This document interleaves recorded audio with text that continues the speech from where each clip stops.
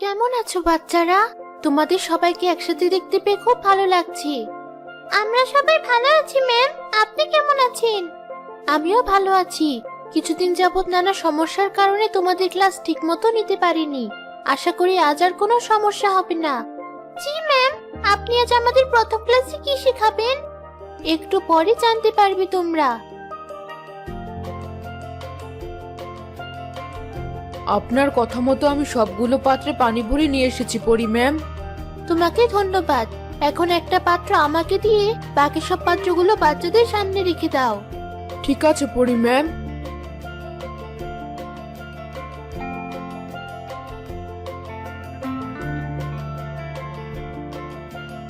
আমরা এই পানির পাত্রগুলো দিয়ে কি করব?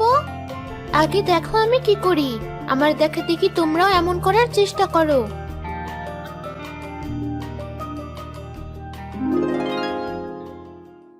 ম্যাম তার জাদুর লাঠিটা পানির পাত্রের সামনে ঘোরানোর সাথে সাথে পানিটুকু জমে বরফ হয়ে গেল।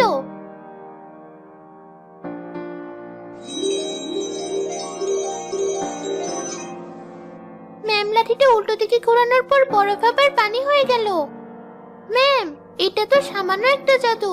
এগুলো না শিখলে আর কি বা এমন ক্ষতি হবে? আমাদেরকে আরো ভালো ভালো জাদু শেখান। আমাদের কখন কোন জাদুর দরকার পড়ে সেটা আমরা কেউ নিশ্চিত করে বলতে পারবো না। তাই তোমাদের উচিত কোনো জাদুকে ছোট করে না দেখিয়ে সব জাদু শিখে রাখা। এবার তোমরাও আমার মতো পানিকে বরফ আর বরফকে পানি বানিয়ে দেখাও। আমি তাহলে সবার আগে করে দেখাই ম্যাম।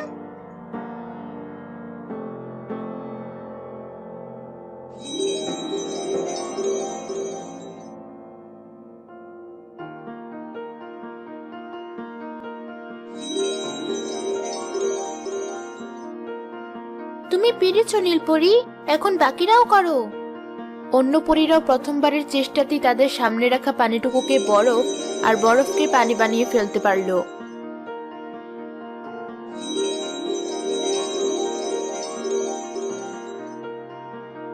তোমরা দিন দিন আমার প্রত্যাশাকে ছাড়িয়ে যাচ্ছ। আজ আমি সত্যি অনেক খুশি। এই ক্লাসে আমি তোমাদের সবাইকে ফুল মার্কস দিলাম। ধন্যবাদ ম্যাম। পরবর্তী ক্লাসে আমাদেরকে কি শেখাবেন? এই ক্লাসে তোমরা নতুন এক অস্ত্র ব্যবহার করা শিখবে, যা তোমাদের দৃষ্টিশক্তি আর হাতের নিশানা আরো তীক্ষ্ণ করে তুলতে সাহায্য করবে। আপনি আমাদের হাতে ভয়ানক কোনো অস্ত্র তুলে দিবেন না তো ম্যাম, যেটা দ্বারা আমরা কারো ক্ষতি করব? তেমন কিছু করব না আমি। আর অস্ত্র কখনো ভয়ানক হয় না, ভয়ানক হয় এর ব্যবহারকারীরা। তোমাদের উপর আমার পুরোপুরি আস্থা আছে। তোমরা এর সঠিক ব্যবহার করবে। জি ম্যাম। এবার বলুন আমাদেরকে কোন অস্ত্র ব্যবহার করতে হবে? তোমাদের সবার আসনের নিচে একটা করে তীর রাখা আছে। সবাই ওই তীরগুলো বের করো। করেছি ম্যাম। এখন কি করব?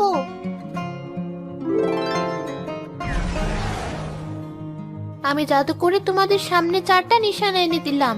সবাই এই নিশানাগুলোতে তোমাদের তীরগুলো লাগানোর চেষ্টা করো। নিশানাগুলো তো অনেক দূরে। আমরা কি পারবো নিশানাগুলোতে আমাদের তীর লাগাতে?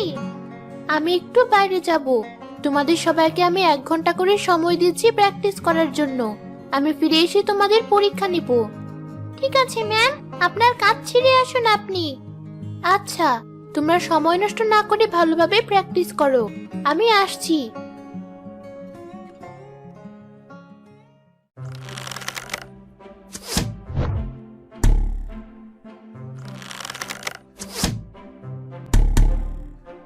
সেই কখন থেকে তীর ছুড়ে যাচ্ছি নিশানাটাতে লাগানোর জন্য, কিন্তু কোনোভাবে একটা তীরও ঠিকভাবে লাগাতে পারছি না। আমাদের গোলাপি পরীকে দেখো সবাই, ও কত সুন্দর করে সব তীরগুলো ঠিকভাবে নিশানাতে লাগাচ্ছি। গোলাপি পরী, তুমি এত ভালোভাবে তীরগুলো নিশানাতে লাগাচ্ছ কিভাবে? আমার বাবা আমাকে ছোটবেলায় তীর ছুঁড়ে শিখিয়েছিল। তোমরা চাইলে আমি তোমাদেরকেও তীর ছুঁড়ে শেখাতে পারি। তুমি তাহলে আমাদের শিখিয়ে দাও কিভাবে তীর ছুঁড়তে হয়। ঠিক আছে হলুদ পরী, তুমি তোমার হাত সোজা করো। এভাবে? হ্যাঁ। আর নীলপরি, তুমি তোমার তীরটা ভুলভাবে ধরেছো। এভাবে ধরতে হয় তীরটাকে। এখন ঠিক আছে? হ্যাঁ, চোখ রাখতে হবে একদম নিশানা বরাবর। লালপরি, তোমাকে আগে ঠিকভাবে দাঁড়াতে হবে। হাত পায়ে তো নড়াচড়া করা যাবে না। তীরটা খুব ভারী লাগছে আমার, এজন্য ঠিকভাবে দাঁড়াতে পারছি না। তীরটা তুমি এভাবে ধরো, তাহলেই দেখবি তীরটা আর তেমন ভারী মনে হচ্ছে না। তাই তো, তোমাকে অনেক ধন্যবাদ গোলাপি পরি। এবার আমি হাতের ইশারা দেওয়ার সাথে সাথে তোমরা তীরগুলো ছুড়বি। গোলাপি পরীর হাতের ইশারা দেখার পর সব পরীরা তাদের নিশানা লক্ষ্য করে তীর ছুড়ল। আমার তীরটা একদম নিশানা বরাবর সই না হলেও কাছাকাছি লেগেছি। এই প্রথমবার এমন হলো। তোমাকে অনেক ধন্যবাদ গোলাপি পরি। আমারটাও। আমি যে এত ভালো তীর ছুড়তে পারি আমি নিজেও জানতাম না। একটুর জন্য আমার তীরটা পুরোপুরি সঠিক নিশানায় লাগলো না। এর পরের বার আমি তীরটা ঠিকভাবে লাগিয়েই ছাড়বো। তোমাদেরকে মাত্র একবার দেখিয়ে দেওয়ার পরই তোমরা সবাই অনেক ভালোভাবে তীরগুলো ছুটতে পারছো। তোমরা যত বেশি প্র্যাকটিস করবে তত ভালো তীরন্দাজ হয়ে উঠবে। ঠিক আছে গোলাপি পরি, আমরা প্র্যাকটিস করছি। কিছুক্ষণ পরে ম্যাম ক্লাসে এসে পড়বেন। আমাদের হাতে সময় কম। ম্যাম হঠাৎ এমন তাড়াহুড়ো করে আমাদেরকে না বলে কোথায় চলে গেলেন? কোনো বিপদ হলো না তো? আমি তোমাদের গোপন বার্তা পেয়েছি। কি হয়েছে? ম্যাম, সেদিন আমরা যে দানবটাকে আটকে রেখেছিলাম সে দানবটা ছাড়া পেয়ে গেছে। কিভাবে হলো এসব? তোমরা আমাকে আগে খবর দাওনি কেন? দানবটা এখন কোন দিকে গিয়েছে? দানবটাকে আমরা নিজেরাই আটকানোর চেষ্টা করছিলাম। দানবটা পরে ছুটে আপনার স্কুলের দিকে গিয়েছে ম্যাম। সর্বনাশ! স্কুলে তো এখন বাচ্চারা ছাড়া আর কেউ নেই। ওরা এত বড় দানবটাকে কিভাবে সামলাবি? এখান থেকে স্কুলে উড়ে যেতেও তো আমার বেশ সময় লাগবে। ম্যাম, আপনি আর দেরি না করে এখনই স্কুলের জন্য রওনা দিন। ঠিক বলেছো। দানবটা যদি স্কুলে না গিয়ে আবার এদিকে আসে তাহলে তোমরা আমাকে খবর দিও। আমি গেলাম। কিসের যেন শব্দ শোনা যাচ্ছে? তোমরা শুনতে পাচ্ছ কি? কই না তো। তোমরা কেউ শুনতে পাচ্ছ কিছু? হ্যাঁ, আমিও শুনছি। মনে হচ্ছে যেন কেউ বড় বড় পদক্ষেপ ফেলে আমাদের দিকে এগিয়ে আসছে। ওটা কি দানব? সবাই দেখো, বড় একটা দানব আমাদের স্কুলের দিকে এগিয়ে আসছে। এত বড় দানব আমাদের স্কুলে কিভাবে আসলো? ম্যামও তো স্কুলে নেই। দানবটাকে আমরা কিভাবে আটকাবো? চলো আমরা সব এখান থেকে উড়ে পালিয়ে যাই। এই দানবের সাথে আমরা পেরিয়ে উঠবো না। হ্যাঁ চলো, তাই করি সবাই। কিন্তু আমার পাখাটা নাড়াতে পারছি না কেন? আমিও তো পারছি না। আমি জাদু করে তোদের সবার ওড়ার ক্ষমতা কেড়ে নিয়েছি, যাতে তোরা কেউ এখান থেকে পালাতে না পারিস। এই দানবটা দেখছি কথাও বলতে পারি। আমরা যেহেতু এখন উঠতে পারছি না, পরিমেম না আসার আগ পর্যন্ত ওর সাথে লড়াই করা ছাড়ার কোনো উপায় নেই। ঠিক বলেছিস তুই। ওদের সাথে লড়াই করার জন্যই আমার এখানে আসা। তোদেরকে ধরে আমার রাজ্যে ফিরে যাবো আমি। এরপর অন্য পরীরা তোদের ক্ষতি হওয়ার ভয়ে আমার কাজে বেকার ঘটানোর সাহস পাবে না। গোলাপি পরি, তুমি বলো আমরা এখন কি করব? আমরা সবাই আমাদের হাতের তীরগুলো দিয়ে দানবকে আক্রমণ করব এখন।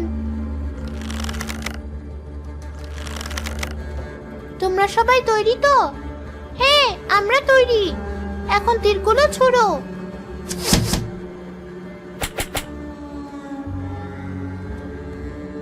তীরগুলো দানবের গায়ে লাগার পরও দানবটার কিছুই হলো না। আমাকে ওসব তীর ছড়ে কোনো লাভ হবে না। তোরা তো আমাকে আক্রমণ করলি, এবার আমার পালা তোদেরকে আক্রমণ করার। দানবটা তো হলুদ পরীর দিকে যাচ্ছে। সবাই দানবটাকে আটকাও।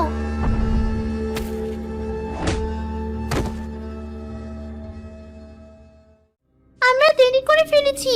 দানব হলুদ পরীকে ধাক্কা দিয়ে ফেলে দিয়েছে, সাথে ওর তীরটাও ভেঙে ফেলেছে। হলুদ পরী নড়াচড়া করছে না, অজ্ঞান হয়ে গেছে বোধহয়। এবার তোদের পালা।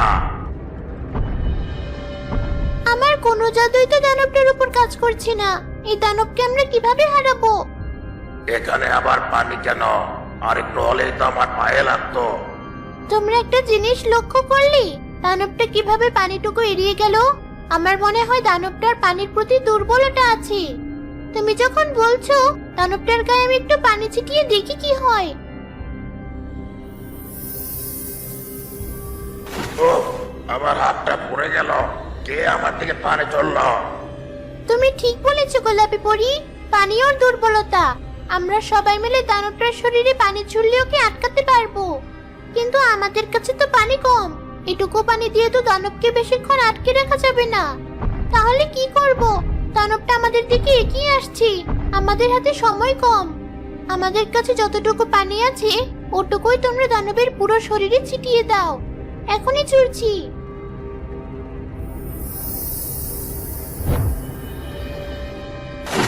উফ, এসব কি করছিস তোরা? এখন কি করব? দানবের গায়ে যে পানিটুকু লেগে আছে সবাই মিলে ওই পানিটাকে বরফ বানিয়ে ফেলো, যেন দানবটা নড়াচড়া না করতে পারি। কি হচ্ছে এসব? আমার শরীর এমন বরফ হয়ে যাচ্ছে কেন? আমি নড়াচড়া করতে পারছি না। তোমরা দানবটাকে আটকাতে পেরেছো? হলুদ পরীর কি হয়েছে? তেমন কিছু না, অচেতন হয়ে গেছে ও। দানবটা এভাবে বেশিক্ষণ আটকে থাকবে না হয়তো। তোমরা আমার কাজ সহজ করে দিয়েছো। হলুদ পরীকে নিয়ে হাসপাতালে যাও তোমরা, বাকিটা আমি দেখছি।